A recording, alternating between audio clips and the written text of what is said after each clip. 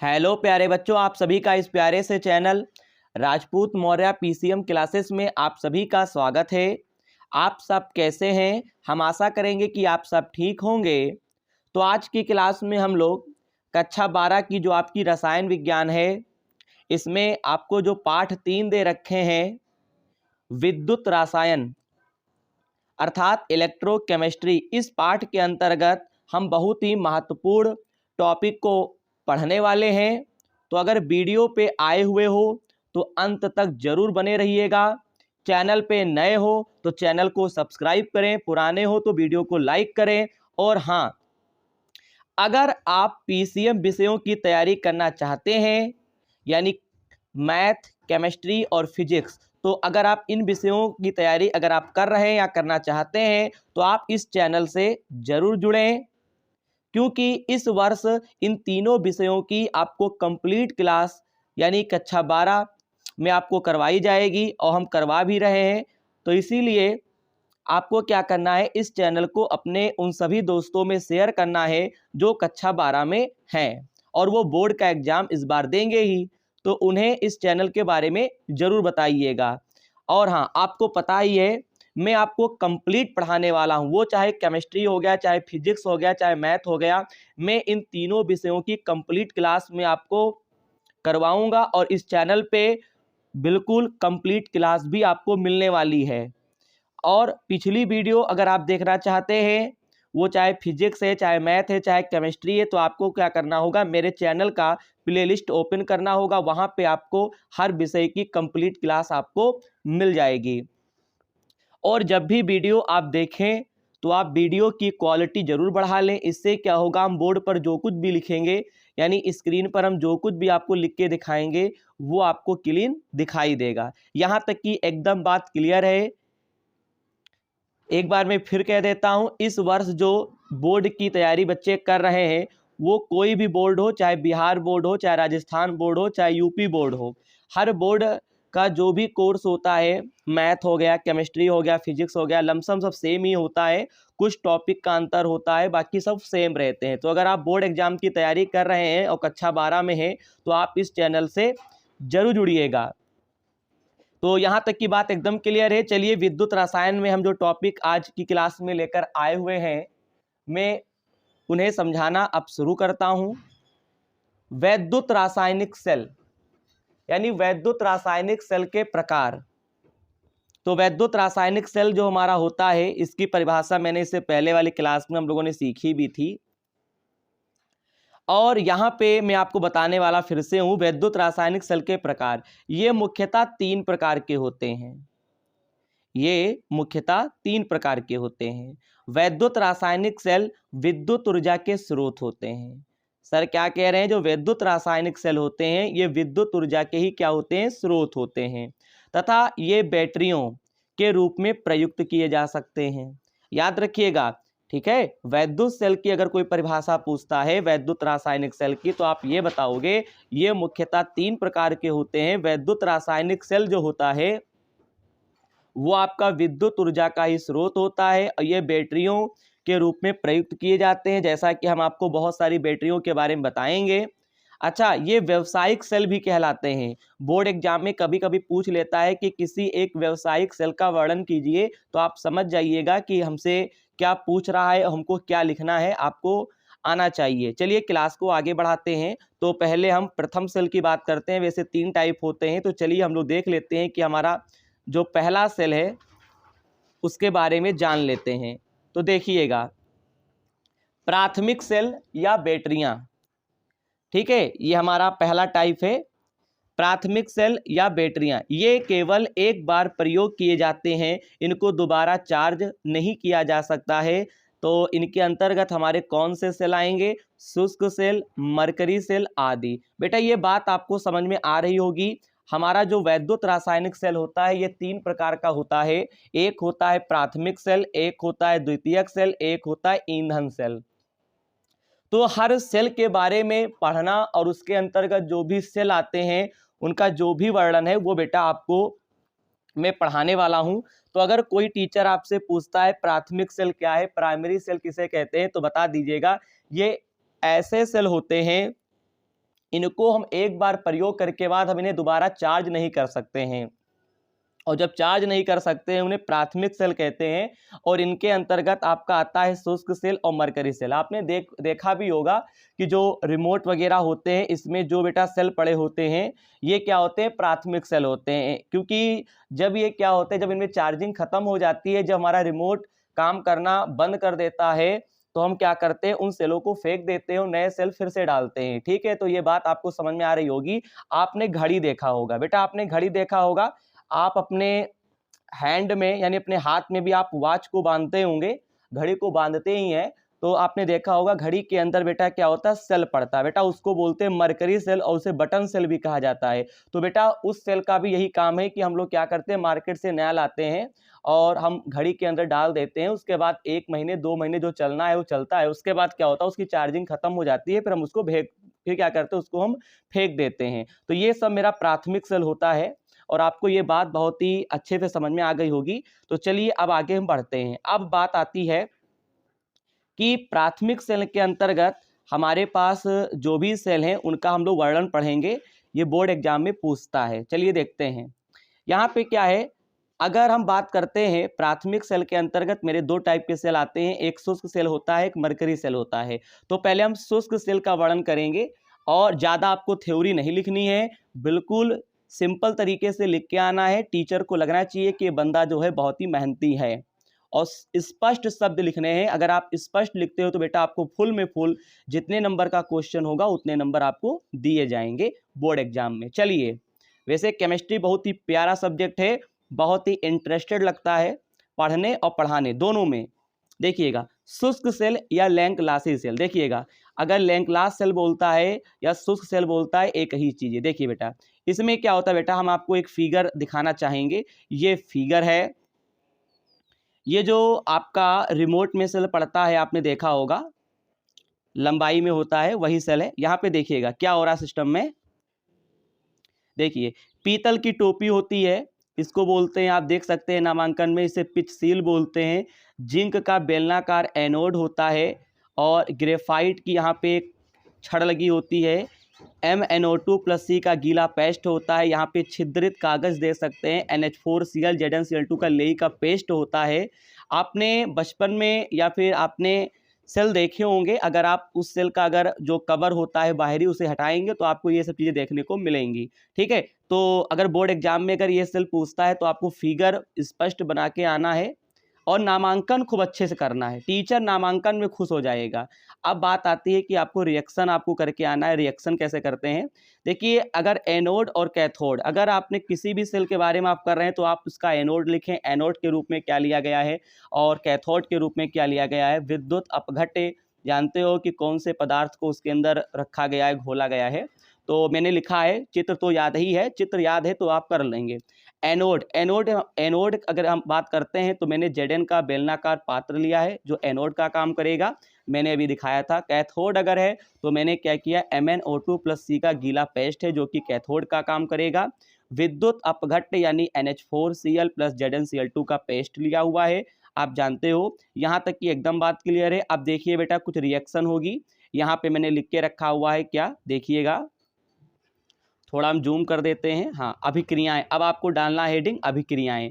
Anode पे देखेंगे बेटा, रिएक्शन थोड़ा आप याद कर लीजिएगा, थोड़ी मेहनत है लेकिन हाँ नंबर फुल में फुल मिलेंगे, थोड़ी तो मेहनत आपको करनी होगी।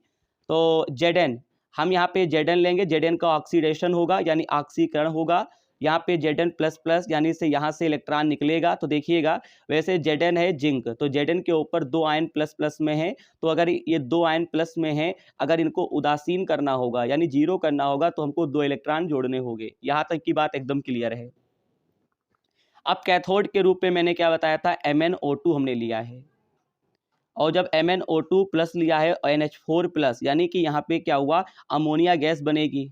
ठीक है, तो यहाँ पे क्या हुआ, मैंने यहाँ पे लिख के रखा हुआ है MnO2+ NH4+, और अगर NH4+ इसलिए लिया है क्योंकि आगे अमोनिया गैस बनेगी, और यहाँ पे क्या हुआ NH4+, तो NH4 के ऊपर एक प्लस में आयन है तो इसे उदासीन करने के लिए हमको एक इलेक्ट्रॉन जोड़ना होगा, और इतना हुआ। जब यहाँ पे रिडक्शन होगा यानी अपचयन होगा तो यहाँ पे बनेगा MnO, और ब्रैकेट में OH प्लस NH3। अब क्या हुआ बच्चा, यहाँ पे जब एनोड पे रिएक्शन हो रहा था तो वहाँ पे 2 इलेक्ट्रॉन की आवश्यकता थी और यहाँ पे 1 इलेक्ट्रॉन है। तो बताओ इलेक्ट्रॉनों की संख्या बराबर करने के लिए हमको 2 से गुणा करनी पड़ेगी।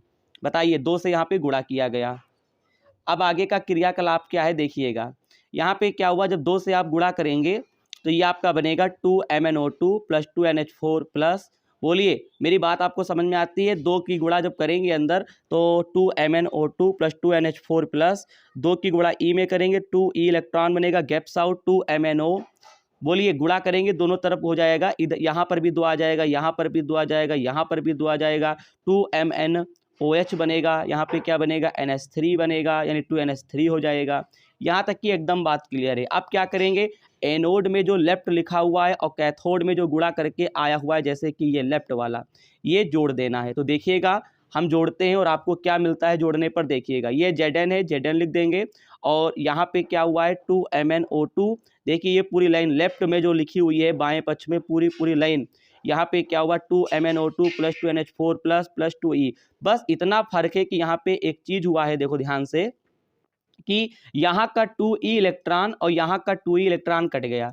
और कटने के बाद क्या हुआ कि यहाँ पे देखने वाली बात ये थी कि हम आपसे कहना चाहते हैं, सुनिएगा, ये Zn था, Zn लिख देंगे, यहाँ पे 2MnO2 2NH4 प्लस, ये आपका इधर साइड में आ गया, ये लेफ्ट हमारा पूरा हो गया। अगर राइट हैंड साइड की बात करते हैं तो Zn प्लस प्लस हो गया और यहाँ पे क्या हुआ MnO और यहाँ पे OH। देखिएगा ये जो गुणा करके मेरा आया हुआ था 2MnOH, यहाँ पे मैंने लिख दिया 2MnOH का, फिर प्लस 2NH3। बताओ ये रिएक्शन समझ में आती है कि नहीं आती है? थोड़ी मेहनत करिएगा आपको आ जाएगा।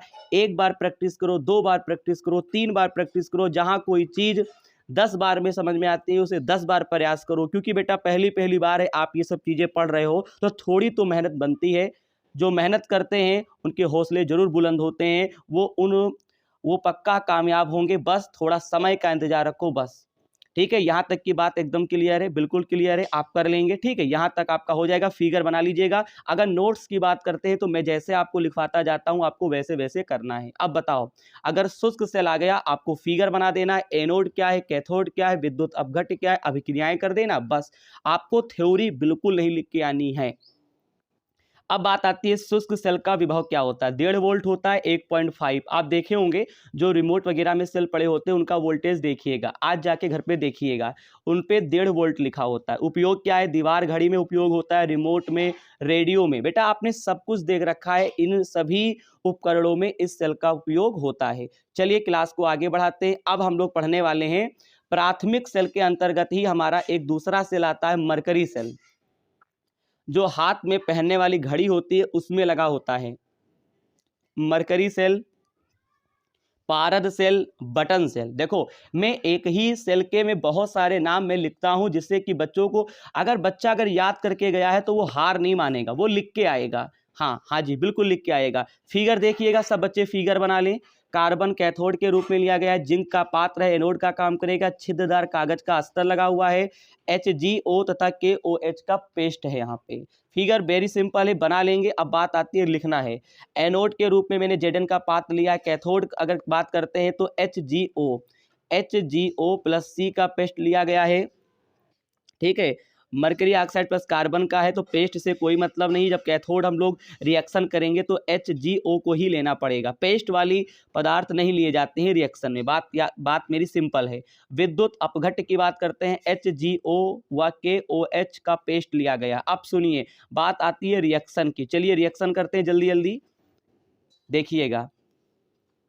अगर एनोड की बात करते हैं तो Zn मैंने बताया था, Zn लिया गया है। अब यहाँ पे जब Zn लिया गया है तो यहाँ पे क्या होगा बच्चा, जिंक ऑक्साइड बनेगा। अगर जिंक ऑक्साइड बनेगा यानी O की बढ़ोतरी हुई, क्योंकि Zn का ऑक्सीडेशन होगा, ऑक्सीकरण होगा, तो यहाँ पे 2 हाइड्रोक्सिल इसमें जुड़ेगा, क्योंकि यहाँ पे जब जिंक ऑक्साइड बनेगा तो यहाँ पे 2 हाइड्रोक्सिल आयन जोड़ना अनिवार्य है। और इधर 2OH माइनस में है, यानी कि 2 आयन माइनस में है, तो हमको 2 इलेक्ट्रॉन जोड़ने होंगे, क्योंकि लेफ्ट और राइट बराबर होना चाहिए। और यहाँ पे क्या हुआ, हाइड्रोक्सिल आयन अगर इधर बढ़े हैं तो हमें पानी यहाँ पे बनेगा, स्वाभाविक की बात है, प्लस H2O यानी वाष्पन होगा, ठीक है। आप यहाँ तक की बात याद रखेंगे।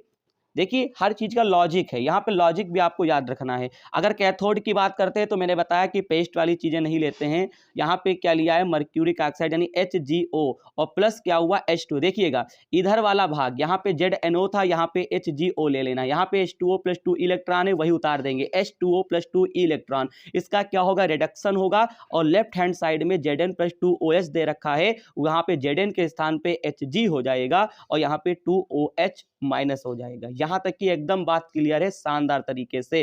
2 हाइड्रोक्सिल आयन कैंसिल हो गया, 2 इलेक्ट्रॉन कैंसिल, H2O कैंसिल। अब क्या हुआ, लेफ्ट का लेफ्ट में जुड़ गया Zn + HgO, यहाँ पे राइट का राइट में जुड़ गया। यहां तक कि एकदम बात क्लियर है, बोलो। अब बात आता है, मैंने यहाँ पे 2 पॉइंट लिख के रखे हुए हैं बेटा, आप इन पॉइंटों को आप लास्ट में लिखिएगा नोट में, ठीक है। मैं अभी इनकी चर्चा नहीं करूंगा, पहले आपको उसके आगे कॉपी पे क्या लिखना है, मरकरी सेल का विभव। देखिएगा इस सेल से सदैव 1.35 वोल्ट का विभव मिलता रहता है। याद रखिएगा ये सेल एक ऐसा है कि 1.35 यानी 1.35 वोल्ट का विभव कंटिन्यू मिलता रहता है, जो सेल के जीवन काल में स्थिर रहता है। जब तक सेल रहेगा 1.35 का वोल्ट रहेगा। उपयोग क्या होता है, हाथ की घड़ी है, सुनने के यंत्र है, कैलकुलेटर में भी इस सेल का यूज होता है भैया। बटन वाला सेल आपने देखा होगा, जैसा आपका सिक्का होता है, 1 रुपए का सिक्का, वैसा ही सेल होता है। हाथ की घड़ी, सुनने का यंत्र, कैलकुलेटर और कैमरा, इन सभी में बेटा मरकरी सेल का यूज होता है। यहां तक कि एकदम बात क्लियर है, क्योंकि घड़ी में जो सेल पड़ता है वो बताओ जीवन काल तक उतना ही वोल्टेज तो बना रहता है। अगर जीवन काल तो उतना वोल्टेज अगर ना बना रहे तो बेटा टाइम में भी परिवर्तन आ जाएगा। मैं उम्मीद करूंगा मरकरी सेल का विभव आपको समझ में आ गया, उपयोग भी समझ में आ गया होगा। अब इसके नीचे आपको नोट डाल देना है। बहुत बच्चे मुझसे क्वेश्चन पूछा करते हैं, सर सेल और बैटरी में अंतर क्या है, तो मैं उन्हें क्या बताना चाहूंगा, नोट में आप इन पॉइंटों को लिख लेंगे। एक सेल हो तो उसे सेल कहा जाएगा, 2 या 2 से अधिक सेल हो तो उसे बैटरी कहा जाएगा। बात समझ में आ गई होगी, सिंपल। अगर एक सेल आप मार्केट से लाते हो वो सेल ही कहा जाएगा। अब एक से ज्यादा अगर सेल मेरे पास हो गए हैं तो उसे बैटरी कहा जाएगा।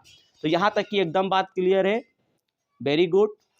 मैं आशा करूंगा आज की क्लास आपको अच्छी लगी होगी। क्लास अगर अच्छी लगी हो तो चैनल को सब्सक्राइब, वीडियो को लाइक जरूर करेंगे। आपको पता ही है आज की क्लास में हम लोगों ने वैद्युत रासायनिक सेल के प्रकार पढ़े हैं और ये आपके 3 प्रकार के होते हैं, जिसमें से मैंने पहला प्रकार आपको पढ़ा दिया है, प्राथमिक सेल या बैटरियां। प्राथमिक सेल के अंतर्गत 2 प्रकार के सेल आते हैं, एक आता है शुष्क सेल, ठीक है, और एक आता है मरकरी सेल। इन दोनों सेलों का वर्णन इस प्राथमिक सेल के अंतर्गत हम लोगों ने समझ लिया है। अभी भी हमारे पास 2 सेल रह गए हैं, उनका वर्णन मैं आपको अगली क्लास में कराऊंगा। यहां तक कि एकदम बात क्लियर है। अगर इसी पाठ यानी कि विद्युत रसायन, इसी पाठ में अगर आप पिछली वीडियो देखना चाहते हैं तो आप मेरे चैनल के प्लेलिस्ट के माध्यम से जाके देखेंगे। कोई भी चैप्टर हो, हर चैप्टर को कंप्लीट पढ़ाया जा रहा है एक एक टॉपिक के साथ। बस केवल वीडियो को प्लेलिस्ट से ओपन करना है और आपको एक एक वीडियो को नंबरिंग वाइज देखते जाना है और मेरे साथ नोट्स बनाते जाना। मैं जैसे लिखवा रहा हूं आपको वैसे ही लिखना है बस, और घर पे रिवीजन करें, आपका सब तैयार हो जाएगा। मैथ पढ़ना चाहते हैं मैथ की तैयारी करें, फिजिक्स पढ़ना चाहते हैं फिजिक्स की तैयारी करें, और आप क्या चाहते हैं, अगर आपको और कोई भी सब्जेक्ट चाहिए तो आप मेरे वीडियो में कमेंट करिएगा, मैं उसे भी आपको पढ़ाऊंगा। तो मिलते हैं अगली क्लास में। जय हिंद, जय भारत।